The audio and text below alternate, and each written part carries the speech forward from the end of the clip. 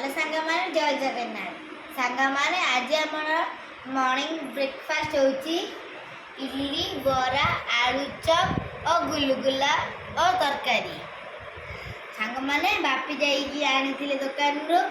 मु खाइबी और दिन मान जहाँ भी हम मुझे आपण मान शेयर करी और आम जिमी गुलगुला को खाइबा बहुत भल पाए तो सी ए गुलगुला खाऊँ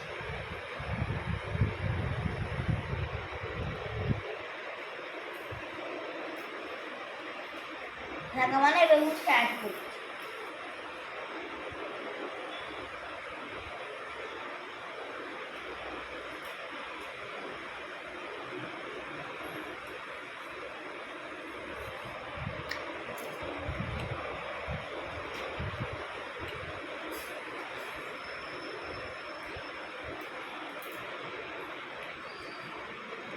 सांगमाने इडली बढ़िया लगुच